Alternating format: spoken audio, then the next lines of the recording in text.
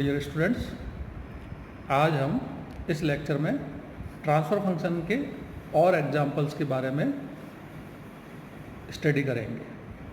तो जैसा कि इस डायग्राम में बताया गया है, ये एक RLC सीरीज सर्किट है जिसमें एक बैटरी से जोड़ा गया है और एक स्विच लगाया गया है जिसको t=0 पे क्लोज किया गया है।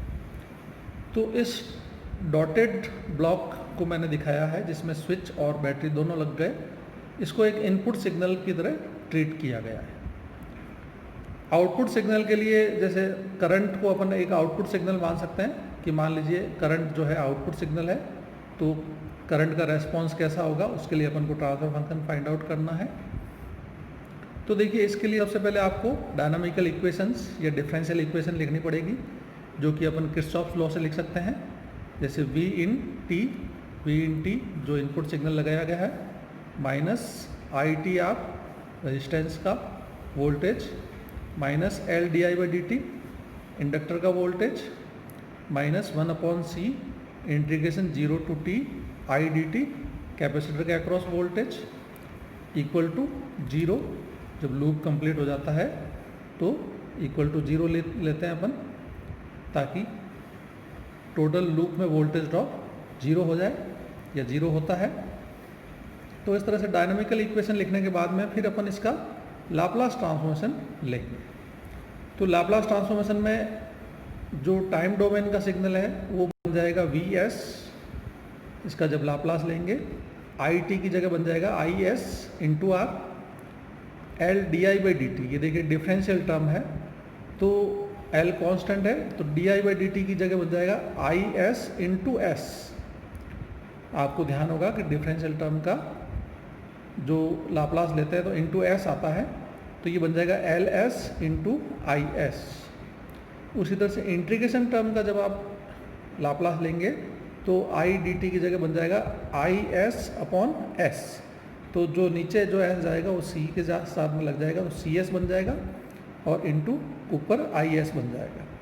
तो इन तीनों टर्म में से जब Is को कॉमन ले लेंगे और इसको अपन तीनों टर्म को राइट साइड में ट्रांसफ़र कर देंगे, तो ये बनेगा R plus LS plus 1/CS और Is कॉमन आ जाएगा, जो कि V इन S होगा। अब आउटपुट सिग्नल Is है और इनपुट सिग्नल V इन S है, तो आउटपुट सिग्नल को अपन न्यूमरेटर में रखेंगे और इनपुट सिग्नल को डिनोमिनेटर में रखेंगे। तो इस तरह से ट्रांसफर फंक्शन T1S निकल जाएगा, जो कि 1/R plus LS plus 1/CS बन जाएगा। क्योंकि ये टर्म जो है नीचे चली जाएगी, V इन S इधर नीचे आ जाएगा, तो ये Is/V इन S हो जाएगा, तो ये 1/ ये टर्म बनेगी। तो इस तरह से ये ट्रांसफर फंक्शन निकल गया, जिसमें कि आउटपुट सिग्नल को अपन ने करंट लिया है। ठीक है, तो इस तरह से दूसरा ट्रांसफर फंक्शन भी अपन निकाल सकते हैं, जिसमें आउटपुट सिग्नल को इंडक्टर के अक्रॉस वोल्टेज लिया गया हो, मान लीजिए। तो उस केस में Is को अपन जो है VLS की टर्म्स में लिखना पड़ेगा। तो अपन Is को लिख सकते हैं, क्या लिख सकते हैं, VLS अपॉन LS। तो Is की जगह पे बन गया VLS, ये बन जाएगा VLS अपॉन LS। तो LS जो है इधर से इधर राइट साइड में ट्रांसफ़र हो जाएगा, तो VLS अपॉन V इन S जो है ये दूसरा ट्रांसफर फंक्शन बन गया T2S। LS यहाँ ऊपर आ जाएगा और नीचे वही टर्म रहेगी। तो इस तरह से ये जब इंडक्टर के अक्रॉस वोल्टेज को अपन आउटपुट सिग्नल अगर माने तो क्या ट्रांसफर फंक्शन बनता है, तो ये अपन ने इस तरह से कैलकुलेट कर लिया VLS अपॉन V इन S।